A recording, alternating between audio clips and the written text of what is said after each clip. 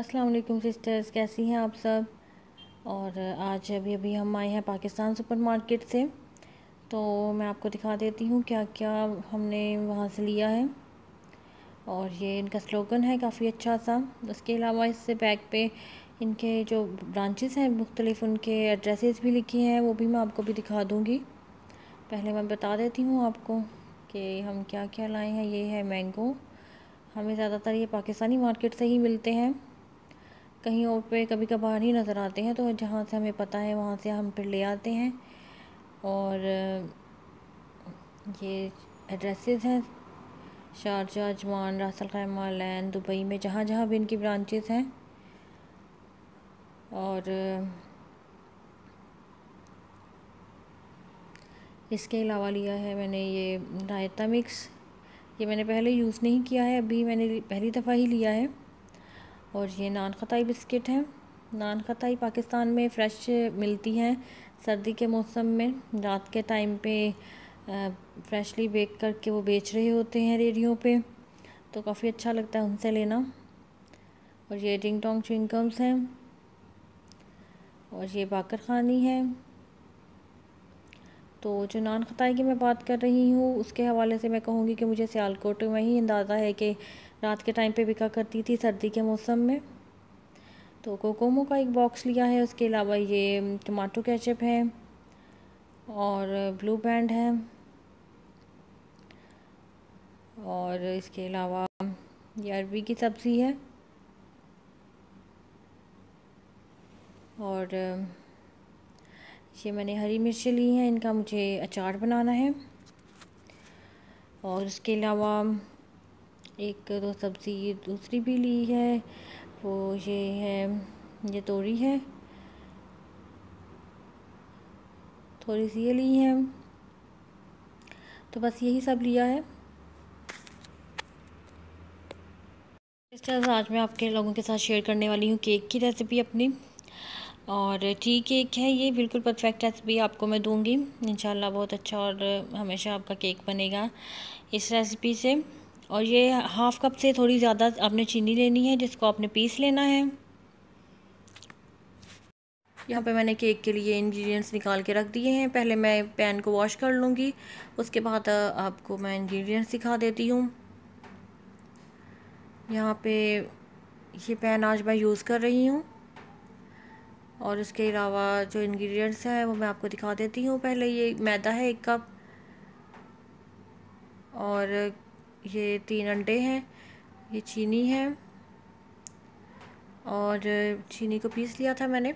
और ये 1 teaspoon use होगा बेकिंग पाउडर, येलो कलर है, वनीला एसेंस है, और हाफ़ कप मक्खन है। मक्खन और अंडों को आप रूम टेम्परेचर पे कर लेंगे, फ्रिज से कुछ देर पहले आप निकाल के रख लिए ताकि ये रूम टेम्परेचर पे आ जाए। तो हाथ से भी ये केक अच्छा बन जाता है। हाथ से बनाना चाहें तो आप हाथ के बीटर से इसको बीट कर लें अच्छी तरह से।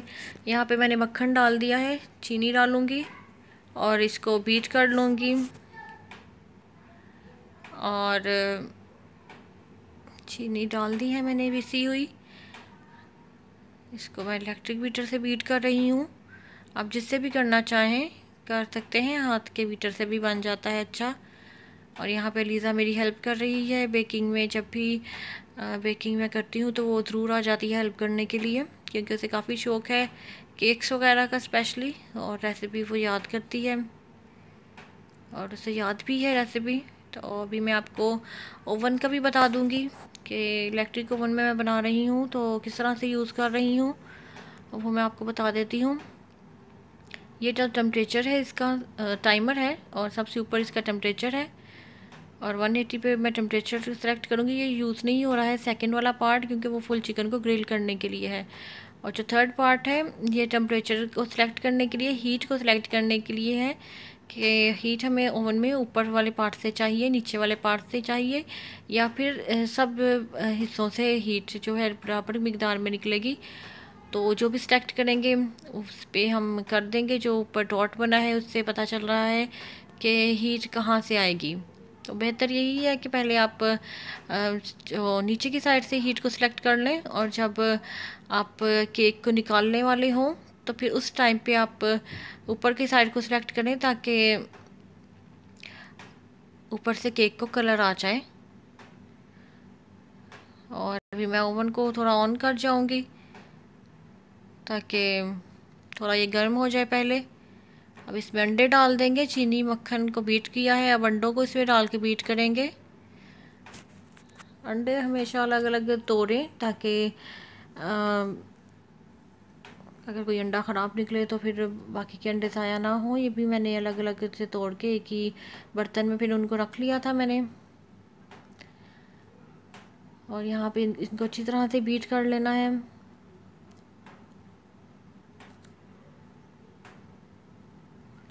और मिक्स हो जाएंगे जब अच्छी तरह से, उसके बाद हम यहाँ पे मैदा लेंगे। मैदा मैंने छान लिया है, उसमें 1 टीस्पून भर के आप बेकिंग पाउडर डाल दें। उसके अलावा ये जो मिक्सचर है मैं इसमें डाल दूँगी, क्योंकि जग में मैदा मैं नहीं डाल सकती अच्छी तरह से, खुले बर्तन में ये मिक्स हो जाए, इसलिए मैंने इसको मैदे के बीच में डाल दिया है मिक्सचर को। और अब इसमें हम बाकी चीज़ें डाल देंगे। ये वनीला एसेंस है, तकरीबन 1 टीस्पून से कुछ कम मैंने डाला है। और उसके अलावा येलो जो कलर है उसके फ्यू ड्रॉप्स ही मैं डालूँगी, क्योंकि पाकिस्तान में जो केक्स मिलते हैं इस तरह के उनमें येलो कलर भी होता है, तो इसलिए मैं डाल देती हूँ जब भी बनाती हूँ। और कभी कभी नहीं भी डालती, अगर आप नहीं डालना चाहें तो इसको स्किप कर सकते हैं। इसको हाथ से अच्छी तरह से मिक्स कर लूँगी। उसके बाद हम इसको डालेंगे पैन में और बेकिंग के लिए रखेंगे। और पैन को हल्का सा ग्रीस कर लेंगे ऑयल के साथ।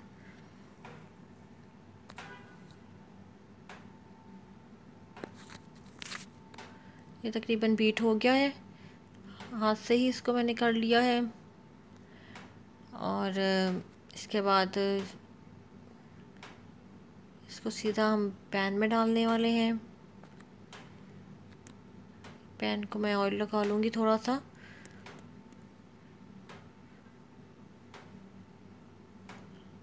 ये ऑयल थोड़ा सा ज़्यादा हो गया है, इसको मैं कम कर लूँगी। और अच्छी तरह से ग्रीस कर लिया है मैंने। अब इसके बाद बस इसमें केक का जो मिक्सचर है वो डाल देंगे।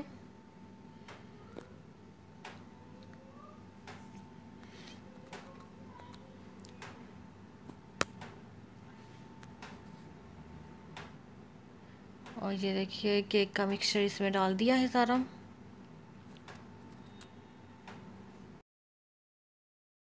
यहाँ पे मैंने गलती से सबसे पहले ऊपर से हीट का ऑप्शन सेलेक्ट कर लिया, जिसकी वजह से मेरा केक पहले ऊपर से ब्राउन हुआ है, तो बाद में मैंने इसको ठीक किया। तो बच्चे यहाँ पे कार्टून देख रहे हैं इस वक्त, और लाइट काफ़ी कम है आज इस एरिया में।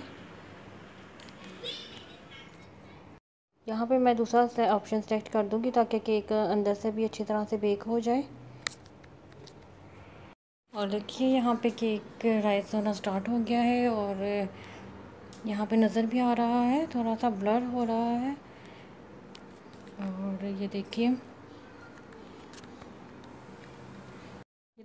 केक रेडी हो गया है। अब अंदर से भी अच्छी तरह से ये बेक हो चुका है। अब मैं इसको निकाल लूँगी, लेकिन ये काफ़ी गर्म है, अभी थोड़ा सा मैं वेट करूँगी। केक अभी भी कुछ गर्म है। तो ये देखिए अच्छी तरह से बेक हो गया है।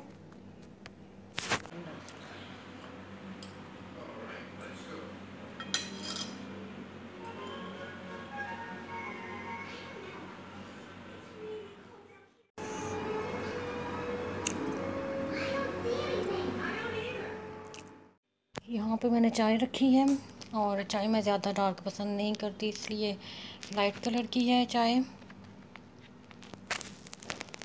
तो चलिए केक का काम तो पूरा हो गया है। मैं आप लोगों से थोड़ी सी बातें कर लेती हूँ।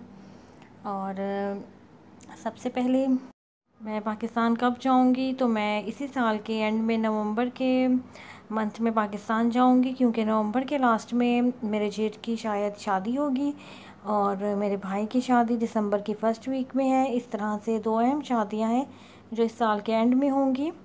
और बच्चे और मैं इस तरह से तकरीबन 3 साल बाद पाकिस्तान जा रहे हैं, तो काफ़ी खुशी का मौका है हमारे लिए। और यहाँ पर हम काफ़ी ज़्यादा ख़राबी पैदा कर रहा है, और मैं इसको अब यहाँ से निकालूंगी। आप लोगों से मैं मिलूँगी नेक्स्ट वीडियो में, तब तक के लिए अल्लाह हाफिज़।